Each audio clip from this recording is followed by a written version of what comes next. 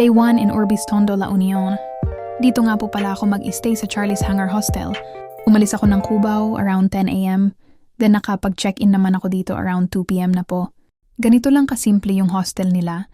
Ang maganda po dito ay beachfront at malapit sa mga popular restaurant dito sa La Union. Ganito yung view ng dagat dito. Pero para sa akin hindi ko feel maligo dyan. Malapit lang naman yung mismong beach. Kaya doon na lang ako mag-swim. Ito nga po pala yung room na nabook ko. 6-bedroom po ito kaya good for family or barkadas gala ito guys. Since it's Tuesday, solo ko itong room.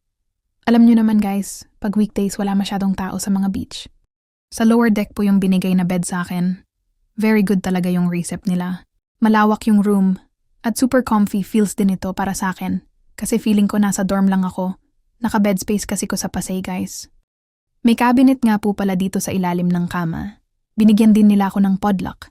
Para nga naman safe yung mga gamit natin kapag iniwan siya dito. Dito ko nga muna lalagay ang sapatos ko. Then mag-aayos na ko ng gamit. Para makapag-ikot-ikot na ko sa beach. Tingnan nyo ito guys, natutuwa talaga ako sa idea ng gumawa nito. Andito yung socket para sa mga charger syempre. At the same time parang mini table na din yung atake nito guys. Another thing is, may sariling ilaw ka din sa bed. Oh, diba? Shala talaga. Sana ganito yung bed space namin sa Pasay, hehe. Ayusin ko nga muna itong mga gamit ko, guys. Ilalagay ko na din po sa mga cabinet dito. Para di na ako mahirapan maghalwat. Anyway, wala nga po palang CR sa loob ng room. Shared bathroom po kasi yung hostel. But no worries, kasi malinis naman po at the same time, madaming cubicles. Mag-aayos lang ako ng mukha, guys. Para makaalis na ako palubog na yung araw. Kailangan ko maabutan yung sunset bee. Siyempre, kailangan ko muna maglagay ng moisturizer para naman hindi mag-dry ang mukha ng i-above na ito. Mag-sunscreen din tayo para di matusta ang face, lalo na at magpe-face-to-face kami ng haring araw today. Ayusin ko lang din tong eyelashes ko, baka matanggal to pag nag-swim-swim ako. Okay na to guys, tigil-tigilan na ang kaartihan, haha. Sobrang ganda. Grabe, ganda ko. I mean, ng araw, tingnan nyo naman, shining, shimmering, haha. Bago ako mag-swimming ay kakain muna ko dito sa Fat Wave. Isa ito sa mga popular restaurant dito sa La Union.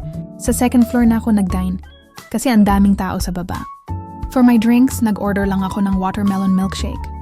Ang cute din ng menu nila kasi naka-QR code B.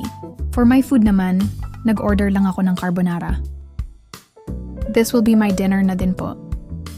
Kain po tayo. Na-download ko nga din pala yung menu nila. Ang syala talaga. Save it for your reference, guys. Medyo pricey nga po pala yung food dito. Pero reasonable naman tsaka sulit na din.